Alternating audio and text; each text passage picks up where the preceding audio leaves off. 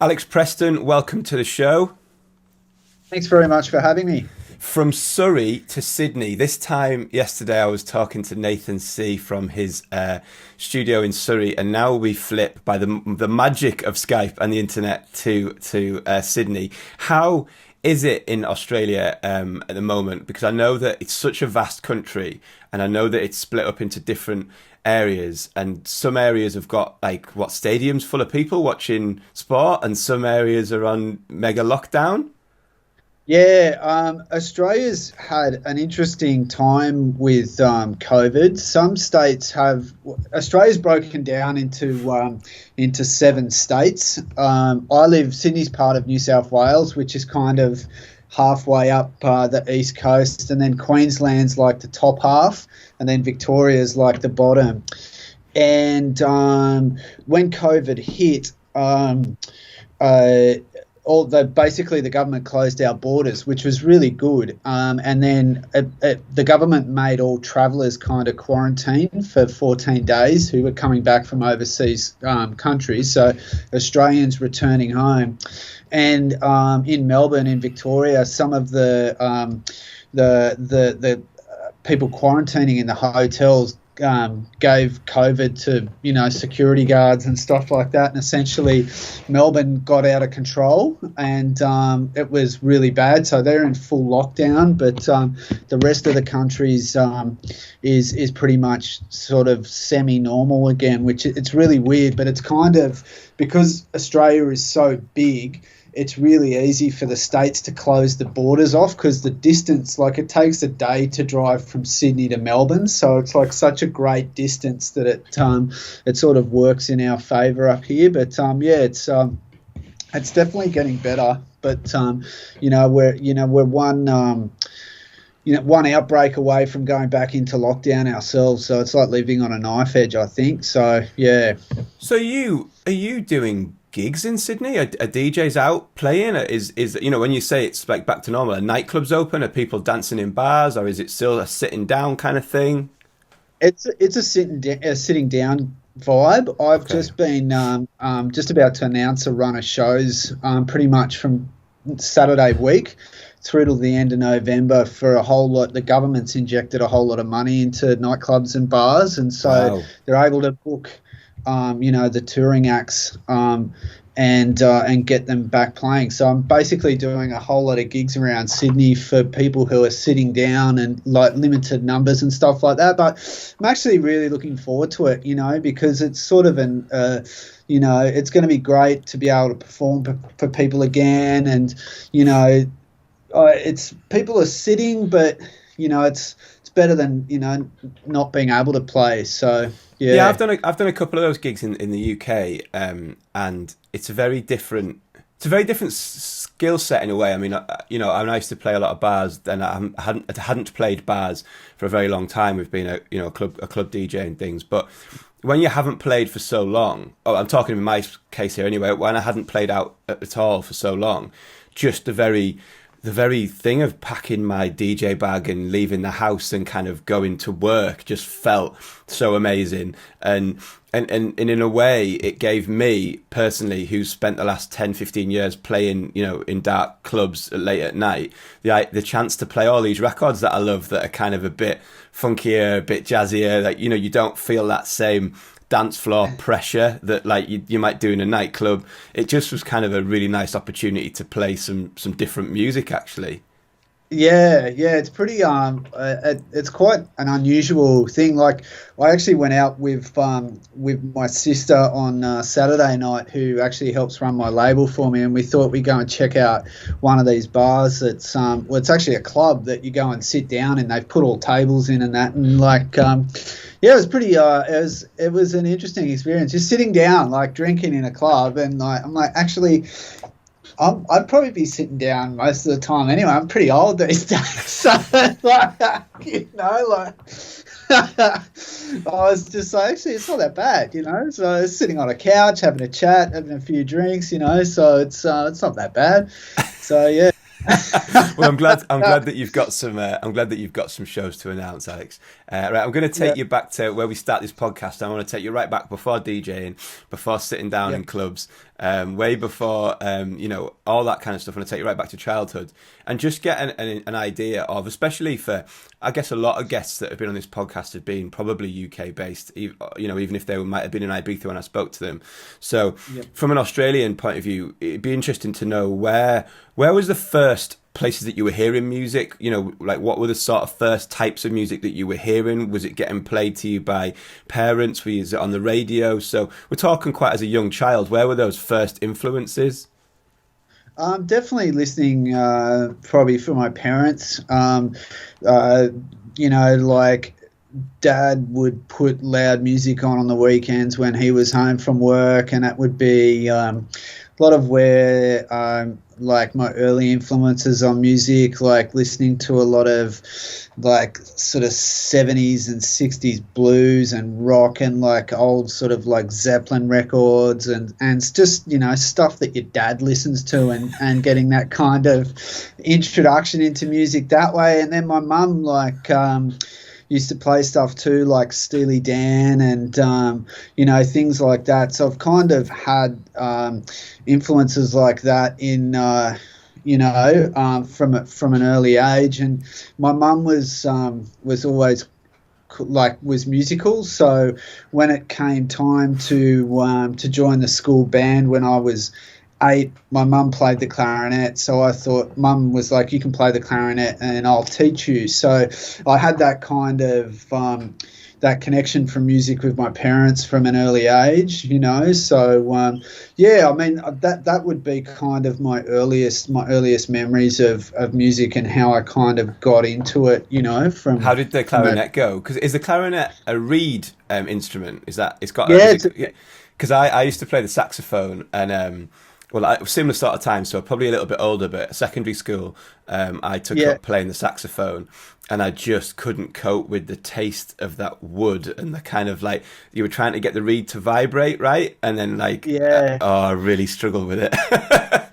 It's I don't know, like it was weird. The music, like kind of playing instruments comes quite naturally to me. Okay.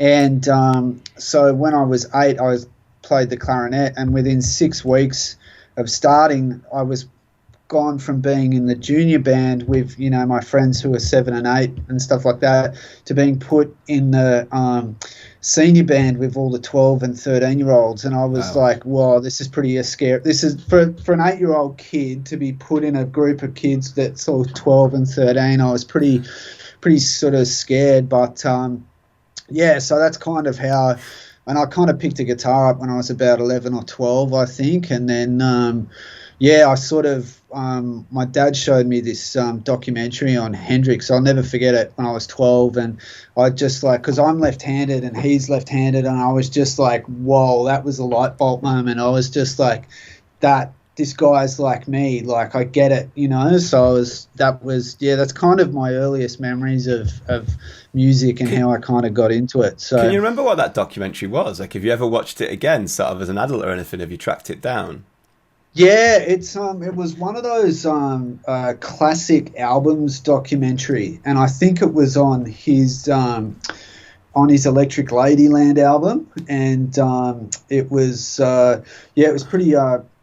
It was just kind of talking to Eddie Kramer and talking to it was when Mitch Mitchell and what's the bass player's name? I can't remember his name.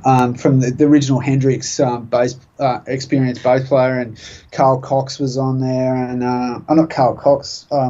Billy Cox was the bass player in the Hendrix. And, I was going to say Cox gets everywhere. Come on, Carl, give someone else a chance.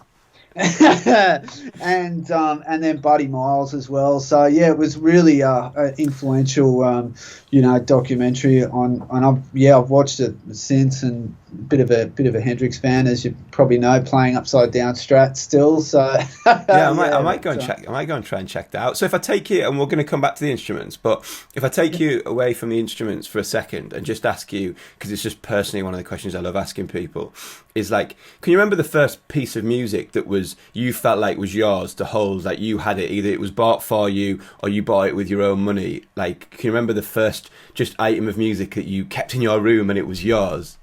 Yeah, absolutely. I bought my first ever. I was born in 1985, and so it was just when I was about 3 to probably 4 or 5 was when CDs were really just starting to be a thing. And I bought my first CD was Michael Jackson's. What was the album called? Can't remember it off the top of my. Remember the album cover? It's the one where it's his eyes but it had black and white on it. I think the album was called Black and White, but Black and White was the main track off the album. And I saved up my birthday money. And, do you mean Dangerous? Do you mean Dangerous? Dangerous. Yeah. Because even as you said it, that was the first one that came to mind. That was the first. It was the first one that came to mind. Yeah, I think I saw an ad for it on TV, and I was like, Mum, I want to buy that. And so I bought that. Was the first ever album that I owned, and put it on Mum and Dad's new CD player and stuff like that. So it was pretty cool. I love black and white. I love black and white. Yeah. So it's like the start to it with the knocking and the doosh doosh doosh doosh, and then it's like I can remember the video. I'm pretty sure that was the one with Macaulay Culkin in the video. It was, yeah, and it was like one of the most expensive videos. Yeah, so that was my first CD that I bought, so. And did you go, so then, obviously you said that sort of the instruments came naturally to you. Did you then pursue more of a band route and a musical route before you then kind of came back to find the DJing and the house music stuff? Were you in bands? Were you playing guitars in bands? Yeah. Were you trying to be like a rock star first? Pretty much, yeah. So when I was in high school, which would probably be like 97, 98,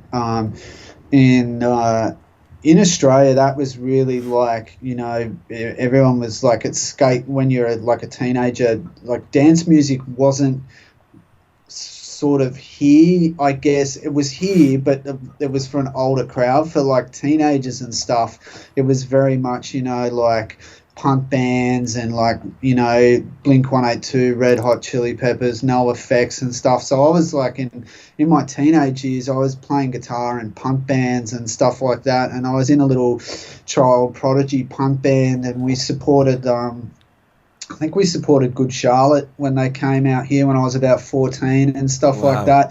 It was before they were big, like when they were just playing little youth centres and stuff like that. But we played some pretty cool little gigs, and then I kind of got into the DJing thing when I just sort of like left high school. One of the guys I'd sat through school in maths class, sat next to him literally every maths class from like 7 till year 12 or something. And he was a DJ, and he was forever like, I was always like, DJs suck, and he was like, bands suck, like this. And I was like, knowing nothing about the music, and then because I could drum, like I can play drums and percussion and stuff like that. When we just left school, there was this nightclub in Manly where I lived, and he rang me and he goes, I need a percussion player. Do you want to come and play percussion with me while I DJ tonight? And I was like, oh yeah. And he's like, it's free beers, I'll give you $100 and whatever. And I was like, sweet, all right, cool, I'll come. So I came down, brought my percussion, set up, played with him, and like I'd gone from playing in bands in like shitty pubs, I was even doing like solo acoustic sets, playing like Oasis songs and stuff in like pubs to drunks, to like playing to a full nightclub full of hot girls. And I was like 18 years old. I loved the music, and I was just like, I am hooked. And then Tommy Trash actually played after us, and he was like, dude, can you play with me? And I was like, sweet, yeah, sure. So I played with Tommy. Then he's like, I'm gonna go to another gig now, come with me. And I was like, okay, sweet. So I did this like crash course in like house music back in, this would have been probably like 2004.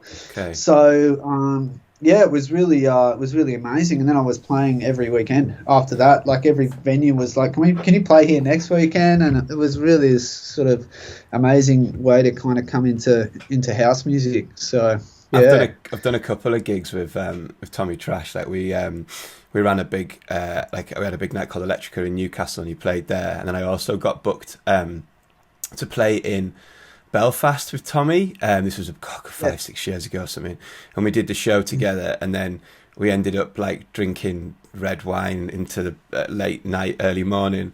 And I woke up at about, I don't know, 11 o'clock in my hotel room with a guy knocking on the door telling me I had to get out.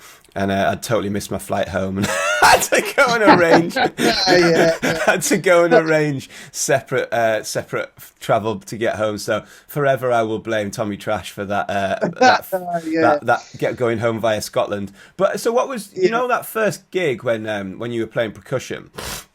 Yeah. What was the guy playing? Was he playing sort of like the Tommy Trash, like electro-y type sound at the time? Was he playing house that we would talk about, like vocal house? Was he playing? Can you remember what that first gig that you were playing percussion over? What was your friend? What was he sort of playing? Like funky house, like cool. The stuff that we are like reverting back to now in house music was like. Yeah.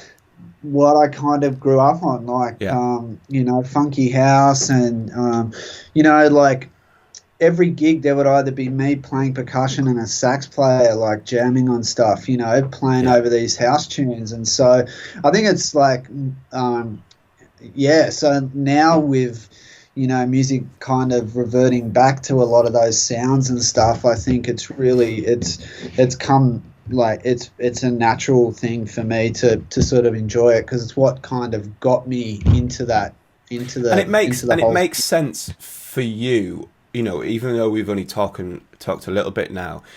It makes sense for you because there's that element of live instruments, and obviously that's with Basement Sound, we'll come onto your label in a little bit, but it's not like you're trying to make electronic minimal Berlin techno with dots and bleeps, and you are making music from which guitar, and we'll get onto the incredible sets that you do with your guitar on top of the DJ and stuff, but it does make sense that the music that you want to make incorporates the musicality of which you kind of came from, which I think is interesting. Go on. So it's very that's basically it. Like I'm just playing stuff that comes naturally to me, and that I just like that sound. I think it's cool, and if like I teach kids, not kids, but like people, production lessons and stuff like that, and I say, like, to a lot of people, like, you got to make music that you like or that comes naturally to you, because it's otherwise it doesn't, it's not genuine. I think it's got to come from a genuine place, music. So yeah. So if we take you back to, so you're doing these percussion stuff, right? You're obviously, you've seen the light standing on a stage in front of 1,000 people in a nightclub, which we all love and would love to be doing again real soon. What's the transition then? How long do you do these percussion things for? When do you first start to look left or right at the DJ and start to think, maybe I'd like to be DJing instead of playing percussion? And when does the production element of it, when is the first time that you open up like an Ableton or a Logic? How does that kind of progression take place from that first percussion gig that you did? Well, just to kind of like backtrack a little bit, through playing in bands, actually, I've been producing and making records as a guitar player for like ever since I was 16. And actually I've literally just moved house about 3 weeks ago, and I found my original Fostex multi-track recorder that I bought when I was 16, which is like this little red machine that's like, it had like a really old USB, like it's not a USB, like an old flash drive in it. Probably bought it in about 2002. Wow. It had 8 channels, and it was able to record, I think, 2 minutes of music at high quality. And I was thinking as I looked at it the other day, because it was at a time when I was playing in bands, and I bought a little like a Zoom drum machine so that I was able to play to it and I'd record my bass. And I just remember thinking at the time, I was like, I'm sitting in a room by myself with a drum machine making music by myself. It feels so unusual because I'm so used to playing in bands. But now that's like all I do all day anyway, you know, that's what I've ended up doing for the rest of my life. So I kind of, by the time I was playing percussion and stuff, I'd always already had this kind of background in kind of music making and songwriting and stuff like that from being in bands. And then what was that early software that you were using? So when you're using the multi-track to record bits and bobs, can you remember what that first pieces of software were that you were using to piece that together on a computer? So it wasn't actually on a computer. It was literally recording files onto the Fostex, and that was it. And then that was it. You'd spit it out onto your computer on the flash drive.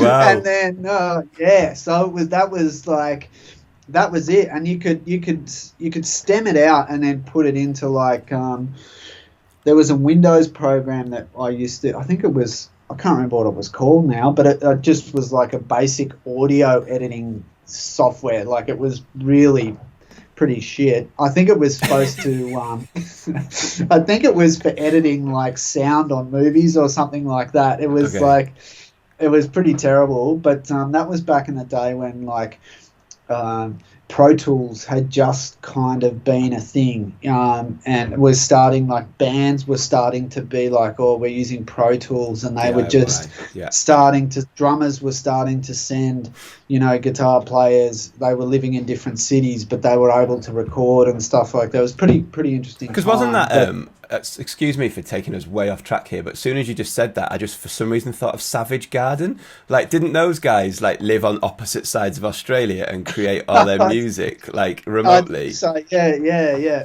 They just because you say it's just that's the way my brain works. Talking to someone in Australia and you talked about making music remotely, and something in my head just went ping, Savage Garden. That would be really funny if I think Savage Garden, they're definitely had some interesting songs, but let's just leave that reference there. So what you're sort of getting at is you had a head start on other DJs in the fact that you already were used to recording and processing and editing sounds. So in a way, production wise, was already in your veins pre the beginning. Not the beginning of this journey, but the beginning of like the house music journey. You were already au fait with recording sounds and being an instrumental and being an instrument player. So I'm interested then in what happened next. You know, like, did you play percussion for quite a while over DJs, or did you quite quickly realize that you wanted to be the DJ?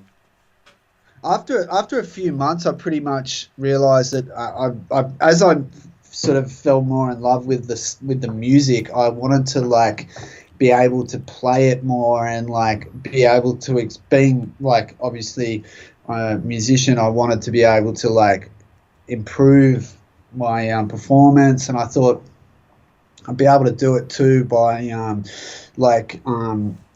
be able to have my own music catalog and stuff like that. So I really wanted to try and get into DJing, and like it was at the time a lot of people were sort of getting into vinyl Serato basically, because Serato, it was either CDs on CD, like having to burn heaps of CDs and stuff like that, and then a few mates were using Serato, and I was like, hang on a second, this is pretty cool because I can it's a bit easier to kind of play, perform and do that at the same time, and it's easier to catalog your music. You're not having to like sift through CD wallets and stuff like that, you know. So that then I kind of got into DJing, and I was doing both, and then a mate of mine started making music on Ableton, and I was going around to his house and we started putting some tracks together, on Ableton, and that's pretty much like how I kind of learnt watching him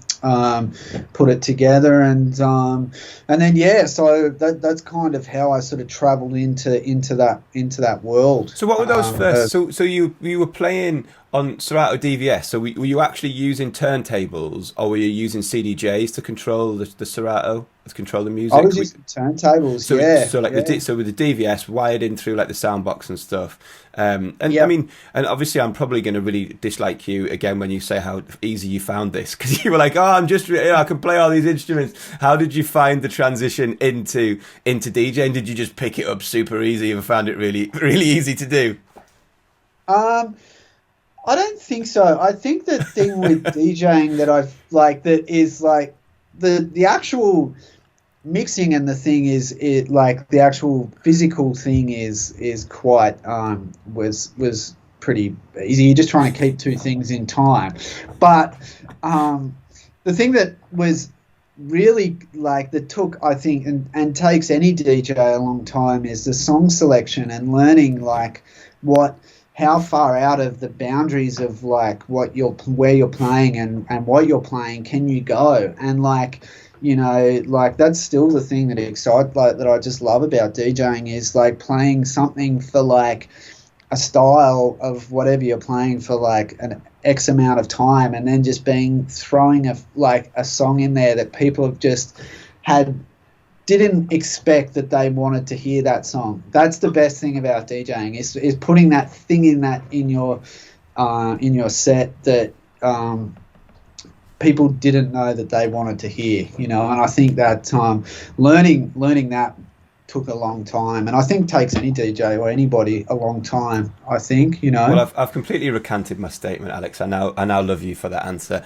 because I think that, to be honest, is I mean, you made the sort of hair on the back of my neck stand up. That to me is what I miss. I've missed for the last 6 months is going out with a bag full of music and finding that journey. And I think as you were talking, what struck me as well was the difference between being in a band and doing a gig. So you're going in your band, and I'm aware that there are cover bands and all the rest of it. But what I mean is you're going, to support Good Charlotte, for instance, just to tie a couple of things together from this conversation.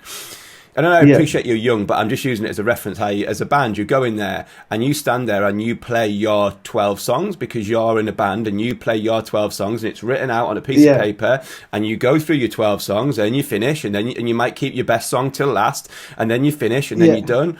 Whereas a DJ, you have that ability to play any music you want or any song, even if we're within a genre, you have the ability to slow things down for the crowd a little bit. You have the ability to speed things up and lift things, and you have the ability to take them on a bit of a journey, which I'm sure people who are in bands now might be screaming at this, but I'm not sure it's quite the same. It's process, and every time that you go into a room, you'll know, I mean, you just are going to announce these gigs in Sydney. Every time you go, you might have playlists, but you don't have a set list. You know what I mean? Things move and develop, and they become fluid within the gig. So the way you talked about it then really made me remember what I miss about DJing. I think, look, put it this way, like with my live show now, like my manager and people are like, why don't you just do the whole thing live? You can play with put your drum machine in, you can do the whole thing live, you can rehearse it and blah, blah, blah. I'm like, I actually don't want to do that. I just like winging it, like going in there, still DJing. I'm just like jamming on my guitar and doing some loops and stuff on top of the DJing. But it's still got, for me, I've got that ability to control that element of surprise as a DJ, and to be able to play stuff that like I didn't even know that I thought I could play, or and that's the musicality in being a DJ, and I think that that's what the best DJs are. They're the guys that can, or girls who can just play that song that you didn't know that you needed to hear right now, and that's and that can change from week to week, from month to month, from year to year. That's the beauty of it. And to quote Sebastian Ledger, who's like, it's mistakes. Like, there's plenty of times that I have made mistakes in DJ sets and I've played something and it hasn't worked, but often the best times is when you play something, you just go, I'm going to take a chance on it, and it really works, and you're like, wow. Yeah. And I didn't even think that was going to work, but like that's just been amazing. Yeah. So you started DJing on Serato. How long did it take to build up a reputation? For your set, for your sound? Was it something that happened quite quickly? Like, how long was it before you started to want to release music that you were making? How did this journey move forwards from, obviously in my simplistic timeline, I'm just putting the first kind of time that you did percussion over the top of something to now moving into being able to DJ yourself on Serato via DVS. What are the next kind of couple of steps in that timeline of your journey? My journey kind of hit a bit of a roadblock. Basically, me and my mates started making music. We're doing this duo thing. We started getting some gigs, and I basically started getting really bad headaches, and I got diagnosed with having a golf ball sized brain tumor, and I had to within a month of being diagnosed. It was benign, but I had to have it removed because it was like right on my brain stem. So I was sort of 25, and within a month of being diagnosed, I had to be have brain surgery, and I caught meningitis from the surgery because basically the tumor was on my brain stem, and I got meningitis, which basically I was pretty much out for around about 6 to 12 months, and so basically I was stuck at home with all this free time on my hands, and basically I just learnt Ableton and started making music, and was just would have been, I think, 2010, 2011, something like that. And then, so basically just learnt how to make music, and pretty much that it kind of put a halt on the gigs and everything like that. But I sort of rebounded a bit. And then at that time, that was when everything was kind of really going in towards the house music thing, and the live instruments had really died, and it was all EDM. And big big electro sounds. Tommy Trash and stuff like. Tommy Trash was like in his element, and But he's a classically. Sorry to take you off. We'll come back to this. Sorry to interrupt. But he's also a classically trained musician, right? Like he's an incredible musician. So pretty much that sort of put a big roadblock in the way, but kind of got through it. And how did you respond? I mean, thank God you got through that, man. I mean, I wasn't expecting you to say that. But so how did you? So you learn on Ableton. How did you respond to the global surge in EDM? Because obviously that is, not going entirely towards your natural instincts, like you mentioned before. So how did you sort of navigate those few years? Well, it was a lot of it just put like a lot of learning in terms of like learning to play, to work with synths, learning basically how these guys make this music. And it was one of those things, everyone wanted to do it at the time. Like it was just, everyone was trying to be the next Steve Angelo and stuff like that at that time. And everyone was trying to use the silence and all this sort of stuff, which learning all these how to make bass lines with and drums with synths and all that sort of stuff, it was really I found it really challenging because it was not my natural way of making music. But look, as everyone did at the time, everyone just really wanted to kind of do it and get there. So I think you just kind of had had to learn how to do it. And it was a funny time because like Ableton, I think it was back when it was like Ableton 8, and so Ableton 8 was always sounded shitter than Logic. So I knew how to use Ableton 8, but I knew that Logic sounded better, and I knew that like all the Swedish House Mafia guys are all using like to get that. What I did understand, which was really frustrating for me in these EDM years, was groove, and like I can hear grooves in tracks and make them and stuff like that, and trying to use Ableton's early groove functions was just horrid. Like it was just, I was like, why is this not working? And then like Logic was the sound. Logic had that like shuffly sound, and so I was half making drums in Logic and half. It was a tough time. Were you still gigging at this point? Like, were you playing EDM, or were you gigging and still playing funky house? Because that was always a scene for that in Sydney. Like, what were you doing DJ wise around this time? We were playing like gigs playing like EDM, and it was this horrible time where there was like mashup DJing was a big thing.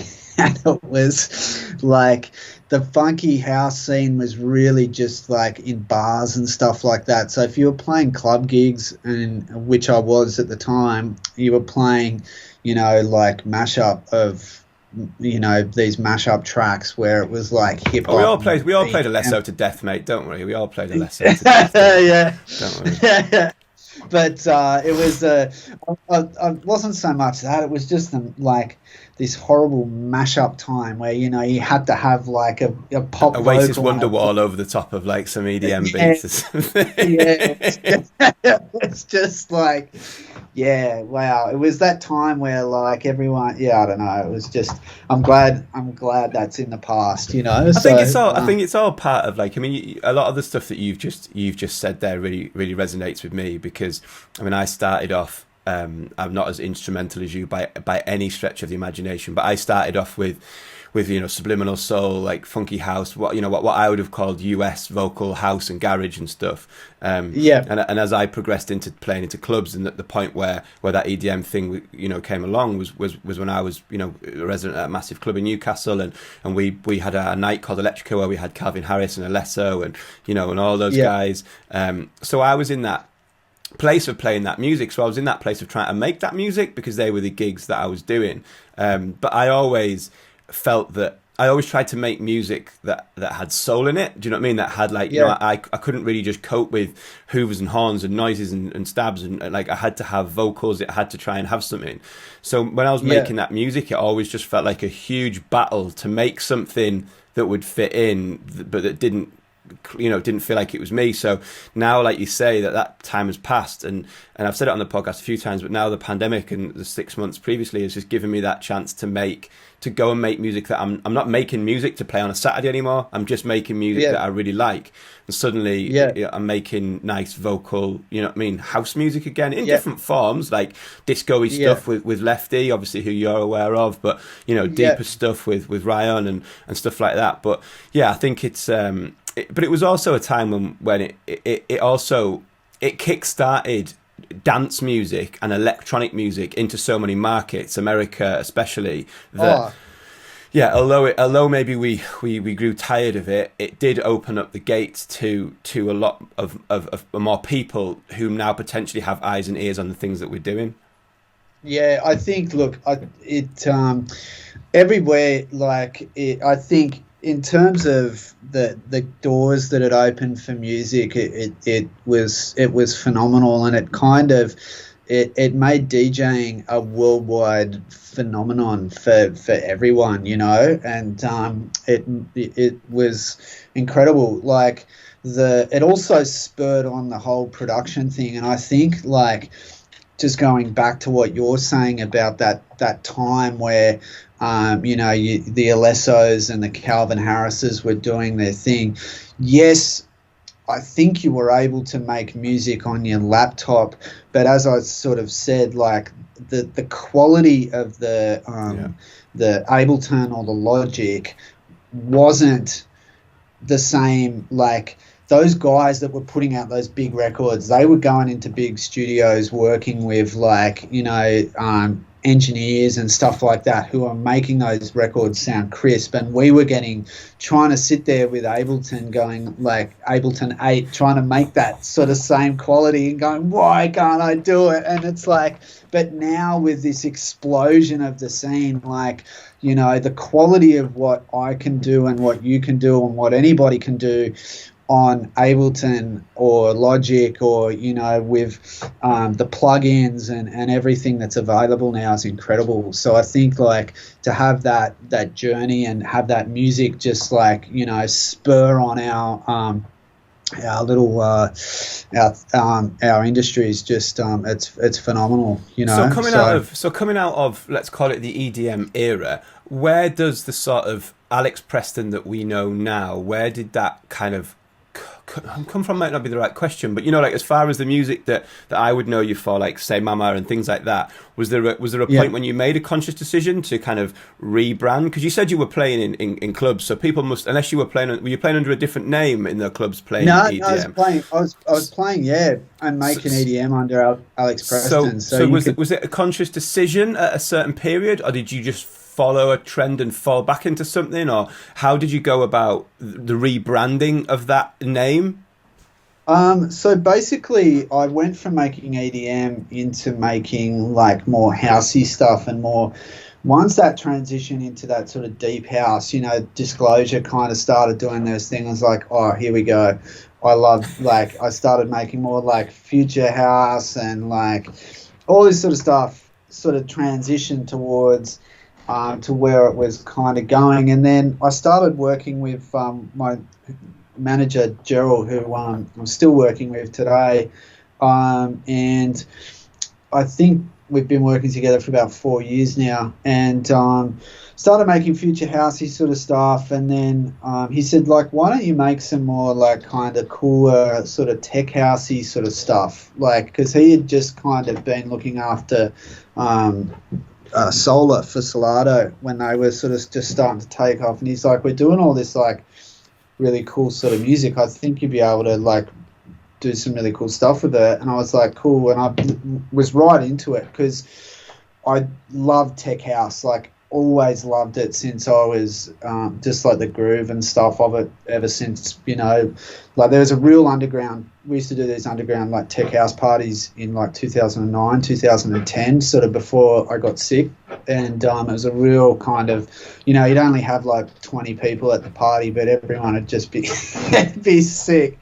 So I kind of love that music. And then I sort of, he's like my partner, my fiance, she was like, why don't you play guitar on your records? And Gerald said the same thing. And so I started like mucking around. I heard Sugar by Technasia and Green Velvet, and heard the bluesy guitar twangs on this track, and I was like, oh, hello. This is, I can do this. So Thank you.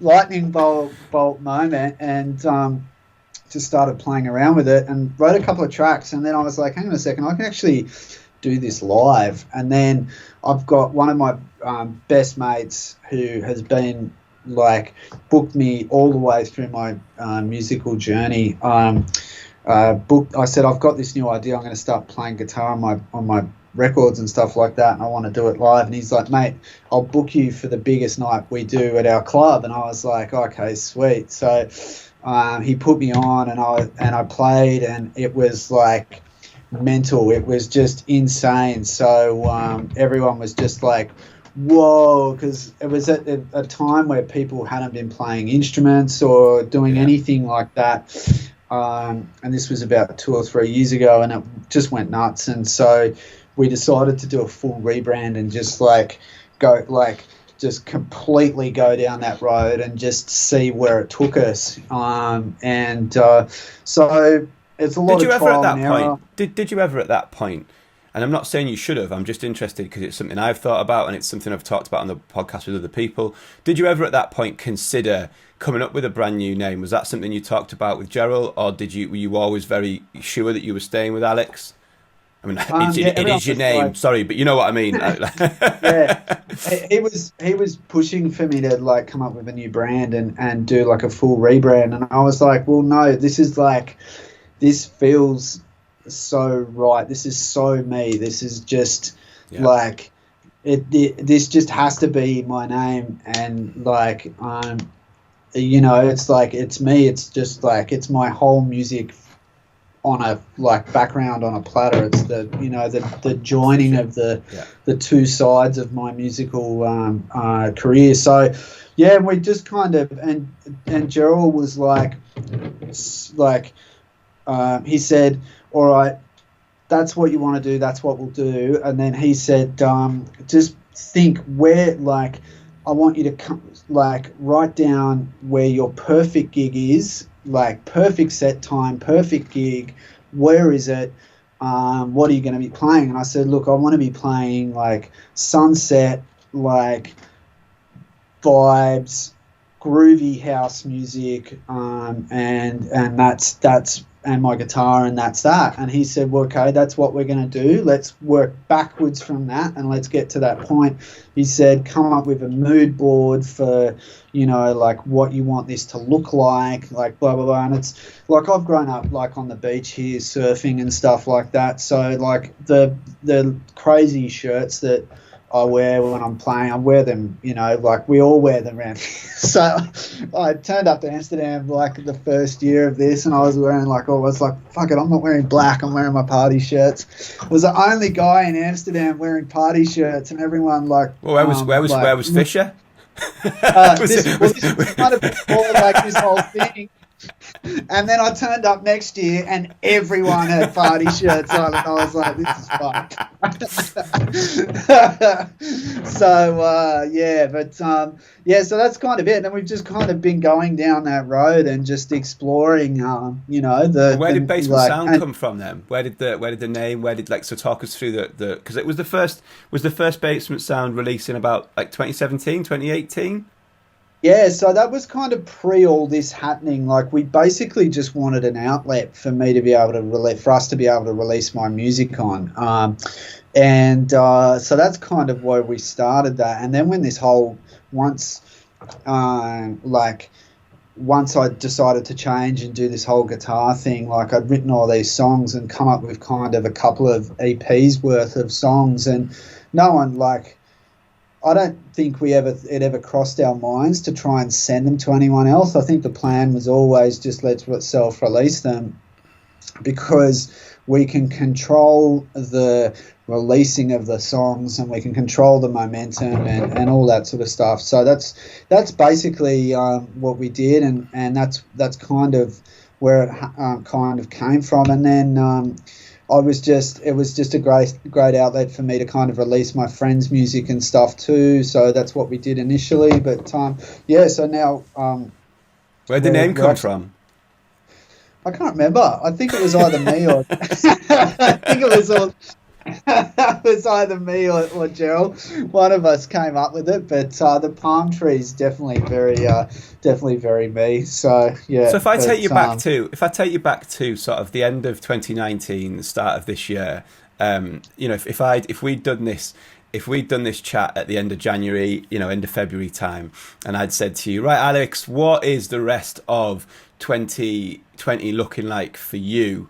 What was this year looking like if the pandemic hadn't have hit? What was in the diary? Obviously a lot has changed, but have you changed what you've released? What gigs would you have been doing? What was this year looking like for you?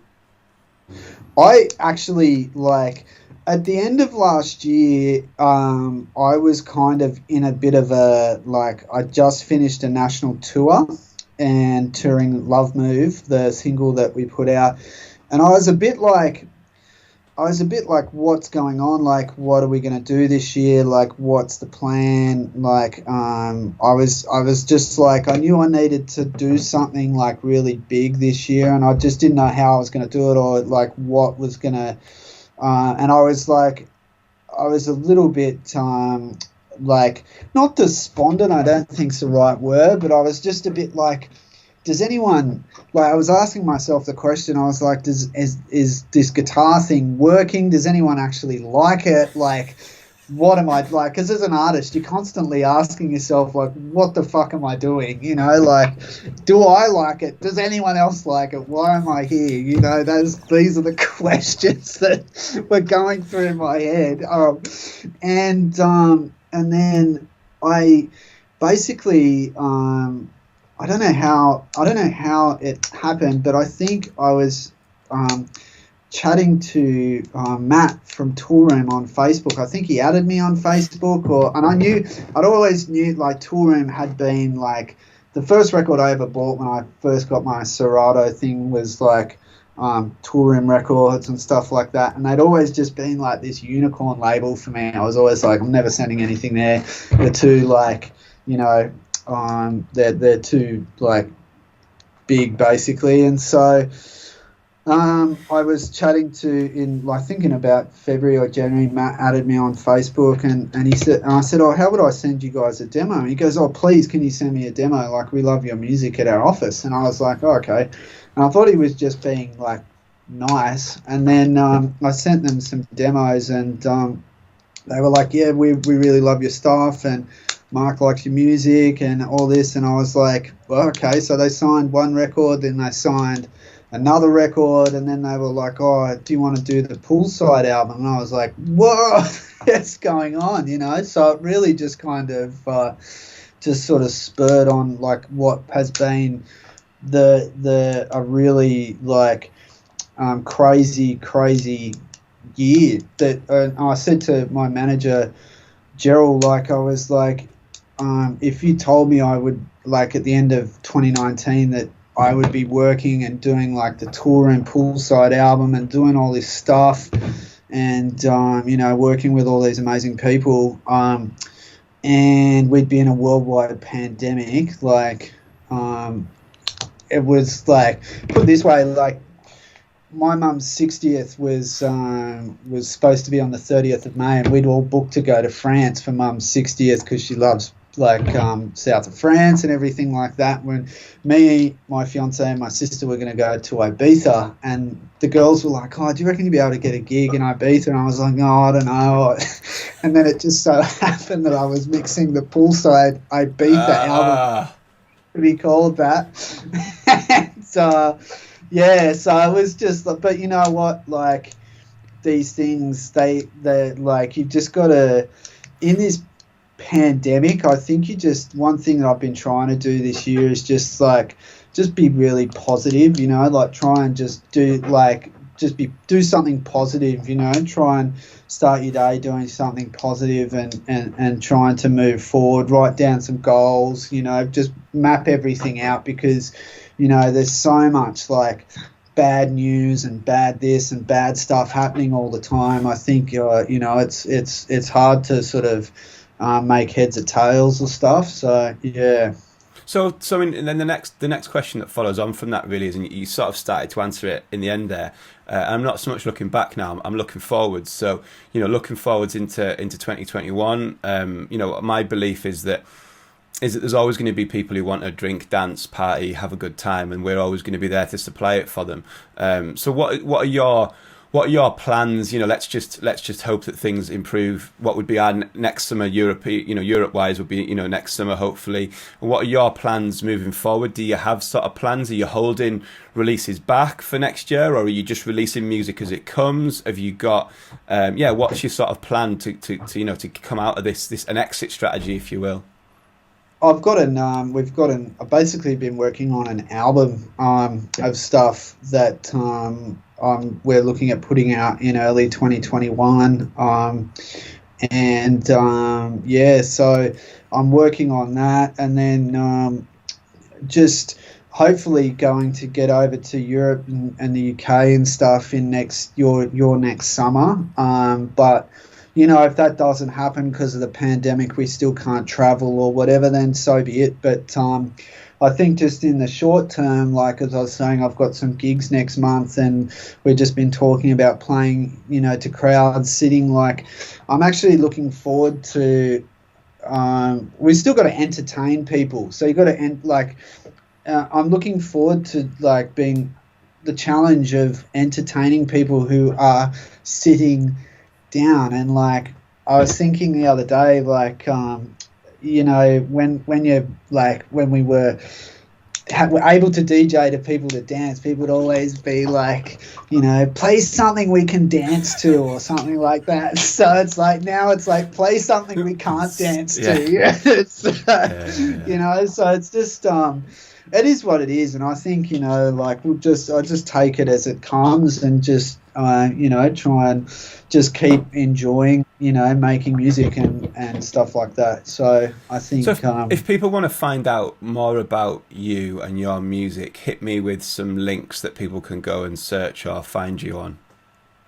Yeah, so just I've been pretty much just sticking to Instagram lately. I find it really easy to communicate with people, so just at my Instagram handle is just at DJ Alex Preston. I'm on Facebook as well, but I like Instagram. I think it's just, for me personally, it's a bit more functional, and it looks, I don't know, it's easier to use. And then also on Spotify, like you can check out my music. Just look up Alex Preston and stuff on Spotify.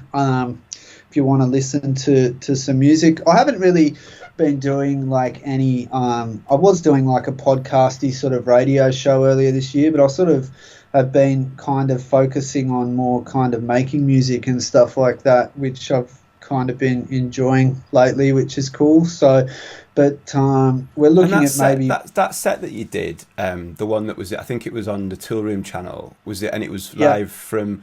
Tell us a little bit about that, because I saw it, but for people who didn't see it, just tell us a little bit about that and where people could go and find it and watch it. That's on the Tool Room YouTube page. It's I think if you type Alex Preston live at Watson's Bay Hotel, it was a live set I did for the release of the Tool Room Poolside album, which was fun. I'm actually I want to do a couple more of these. One of the things I'd actually like to do, I'm just going to work out the logistics of it, is a few of these gigs that I'm playing over the next few weeks, we are going to be able to record and stuff. So I'm thinking that maybe we might record them as well and then put them on my socials afterwards, so that everyone can check them out and throw them on while you're cooking dinner or walking the dog or whatever you're doing. So yeah.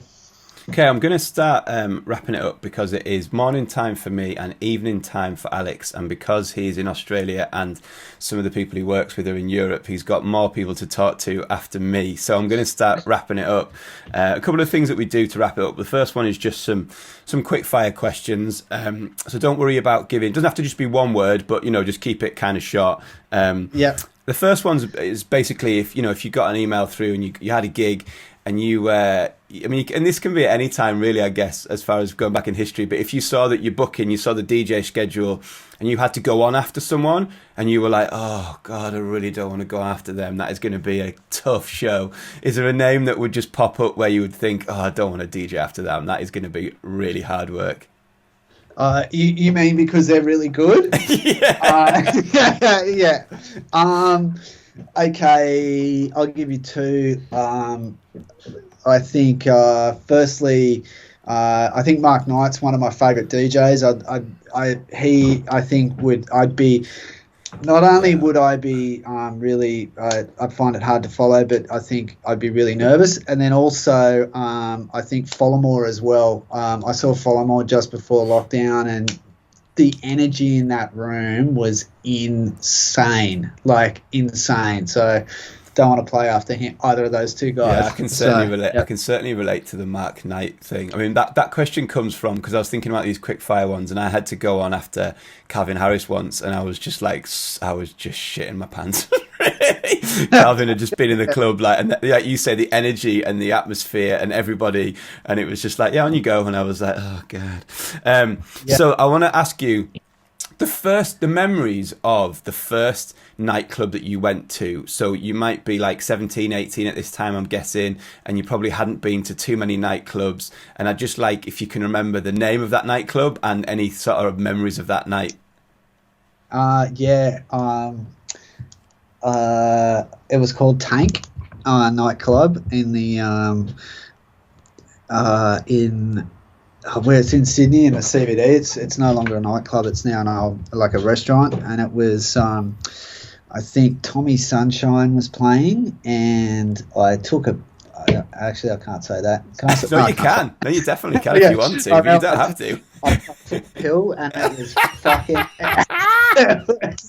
It was epic, and then it just like that whole experience is just. There's a Streets song. There's a song by the Streets called "Blinded by the Light," and when I was like that age, like that album was out, and we just listened to that, and I hear that song now, and I still have it, like still listen to it, and it just takes me back to that moment. And that's what we were. And that's what we were discussing. I was discussing this with Nathan yesterday, and it'd be the same for you. We were talking about breaking records. We were talking about, as an artist, as a producer, releasing a track.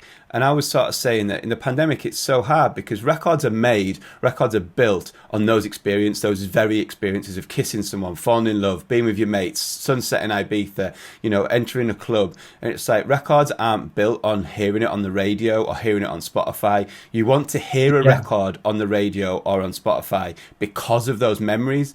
And that's what's been lacking this summer. That's what's lacked this summer is that moment that you would have to that record that would live with you for the rest of your life. So it's so nice for me to hear you talk about a record that evoked that emotion. And every time you hear that Blinded by the Lights record now, you close your eyes and for a second, you're back in Tank. Right, it's so...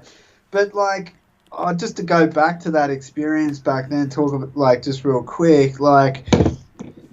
In those days in Australia, you could either buy a Ministry of Sound annual or you could get CDs off the DJ, and there was no radio stations that played, or there was a little radio station that might play dance music, but the only way you could get dance music was to go to the club and to listen to it that way. So it's like it was an amazing time because you would obviously take a pill or whatever, and you would get all these like insane emotions attached to this music, and you would then like hear those songs again randomly on a CD or something, and all of a sudden you would those emotions would flood back. So yeah, it's so critical to our industry, man. So I mean, here you go. You might have already answered this question, but we can go further back to that documentary and stuff. But the next question is which record do you think has influenced you the most on your journey? Dance record? It doesn't have to be. Again, for most people on this podcast, it probably would be. But I'm aware that for you, it could have been a Hendrix record. It could have been a punk record. So it's just something that really sticks out to you as a record. Not so much that has inspired you to produce a certain sound, just a record that really sticks out to you and you feel has influenced you throughout, your whole journey. I think one of the first ones really that I'll give you two. Hendrix Little Wing obviously was a major influence on me, but I'll go to another one as well and say Strings of Life by the Soul Central version of it, with not the vocal one, but the one with the piano, like the piano solo and everything in it. When I heard that, I was like, wow, the performance on the instrumental performance on this is like insane, and I was just that to me just, and even now as a player of an instrument, like the performance that I play on the records has to be I want people to hear it and just be like, fuck, that is like, that solo or that riff or that whatever is so tight, So yeah, that I'd say. I love that answer. I love that answer. So next one up is favourite club that you have played. Now, in your case, because of Sydney and Australia, it doesn't have to be I guess to you the question is favourite gig you've ever played. So, it doesn't have to be in a nightclub. It could be on a beach. It could be outdoors. But yeah, what's the favourite gig that you've ever played? It could even be going back to a band gig, but what's the favourite gig you've ever played? I think one of the funnest ones that we have here in Australia that I love playing is is a venue in Adelaide actually called Fat Controller.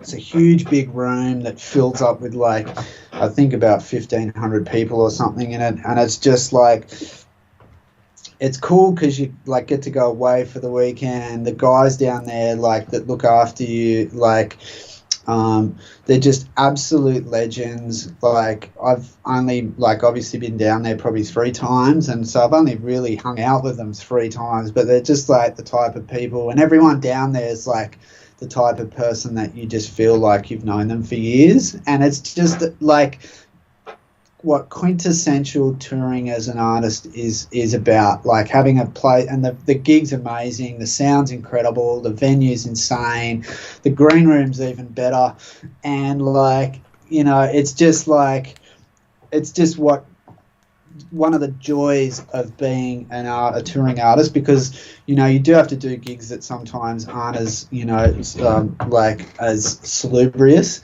but you know, to be able to do those ones, it's really, when that one comes up in the calendar, I'm like, yes. You've just instantaneously made me miss and maybe miss turn and think of like 2 or 3 of those personal ones for me. Like I always used to love going to Belfast to play for the guys at Thompson's. Just exactly, you could literally have just taken your answer and dubbed over me going Belfast, Thompson's, and it would have just been the same answer. Okay, so here's like a kind of a slight reversal on the first question, which is when you get that email through from your booking agent or your manager and you see that you're warming up, you could give the same answer, I guess, but you see that you're warming up for someone and you just think, oh, that is just perfect. I'm just going to be able to play exactly what I want to play. We're going to hand over, we're going to change set times, and I'm just going to stand in the booth or go on the dance floor and just have the best night to whoever this is playing after me. So that's the question. Who am I warming up for? Who would you love to warm up for? Because you know that you're going to get to play exactly what you want to play. You're not going to have to kind of, you know, particularly go somewhere you don't want to be. You get to play exactly what you want to play. And as soon as you change over, you know, the next 2 hours of your life are going to be great because you're going to be either in the DJ booth, hanging out with them, drinking, or you're going to be dancing because you're just going to be like, this is the greatest. I'm gonna flip this one and say, like, some local guys actually, cool. that I always get put on before guys that they're on the same agency as me. These guys called So Def, and they play a lot heavier than what I do, and so I know them. I know what they play, and I know that it works after my stuff. So I know that I can play whatever I want, and and sometimes those local, like the local mates that you've got that you know their sets, they're like what they do, I think they're the ones that you love warming up for, because you know, like there's no stress. They're not gonna like, you know that's that would be ideal. That's a wicked answer, man. That's a great answer. So I try and slightly change this, the way I pose this question to different people. So I'm gonna take you back and say that you were booked at Fat Controller around the middle of March or whatever. I don't know how exactly it happened in Australia, but go with me on it. So you've been booked at Fat Controller, and let's just say that day or the day before, the big lockdown has been announced, but you know that you've got this last gig, so you're going to play Fat Controller, and ultimately, you know, in hindsight, we also know that it's going to be closed for however many months after it, and you're playing last, you're closing the room. What's that record that you're going to play, knowing that it's going to be the last record you're going to play in a club for a good 6 to 9 months?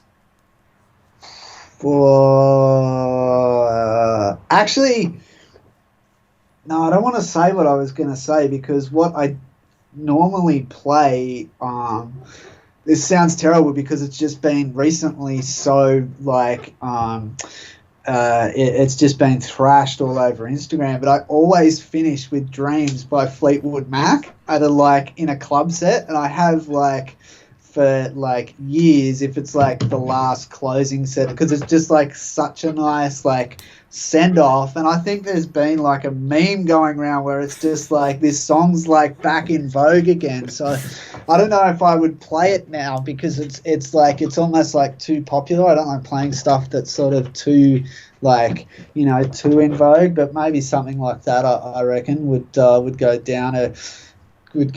Or sometimes I've been known.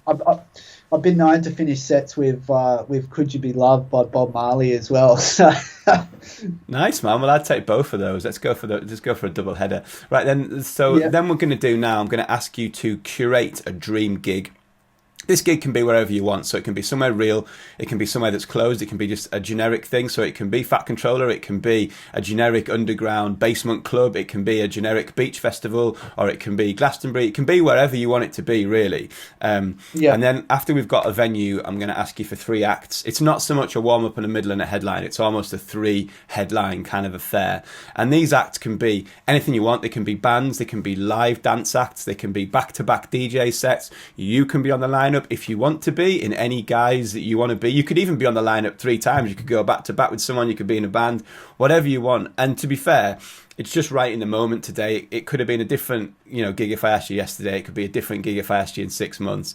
But as we're talking today, I just want you to curate a sort of a dream gig. So Alex Preston, where are we going to have this gig? I reckon it'd be on a boat on the harbour. I just love playing on Sydney Harbour on boat parties. I think they're just, we're so lucky here to live somewhere like that and have that and it's just on a beautiful afternoon that's not too windy. It is just it's magic, and just as the sun's setting and everyone's kicking off. And I love playing those things too when as it's a lot of my mates are on there as well, it's that's the funnest stuff, get a bit pissed and then try and play and it's just that would be so who's on the boat, Alex? Who have we got on the boat? I think I'd play myself, probably start off, probably get Sir Mark Knight on there after me, I reckon, to fire everybody up. And then I've really been I think as it got later, I've really been listening to a lot of DJ Seinfeld stuff lately, so I think I'd like to hear him sort of late night, early morning sort of vibes. That would be pretty cool too. So, nice, man. Well, for the first time ever on this show, I'm going to hijack your dream gig and I'm going to get in there as well, because the way you've just described that boat in Sydney Harbour just looks unbelievable. Yeah, so that looks amazing. Right, mate, thank you so much for this. What I'm going to ask you to do now is just nominate a track that's going to play out the podcast, basically. It can be one of yours, it can be something from the way gone past of your life, it can be something that you just heard this morning, it can be self-promotion, it can be whatever you want. It's just, people have been listening to this, for us to chat on for an hour or so, and just I'd like you to announce and explain why people should check out this track now. I'm thinking maybe my latest track, Say Mama, might be a good one. I really love this record. I've just I put it out, I think, last month. I love this record. We're actually going to release it. It was due to come out actually on the 27th of March, and then I released it with Another Rhythm, and Billy, the owner of Another Rhythm, was like, "No, let's not put it out now. Let's wait until as the world improves." And we did, and I'm really happy we did, because I've been playing it in my set since October of last year. Played it all through my national tour, and it wasn't a record that I originally really loved making. It wasn't one of those ones that I was like, I've this is the best thing since sliced bread. It was only through playing it gig after gig after gig that I was like, holy shit, this thing really works. So, yeah, I think it's cool, and I'd like everybody to hear it. So, yeah. Nice one. Well, thank you so much for taking the time to chat, Alex. It's been an absolute pleasure. I've loved this episode. So thank you very much, and hopefully I will see you soon when all this is blown over. Happy days. Yeah, thanks, man. Thanks so much for having me, and it's been great to chat.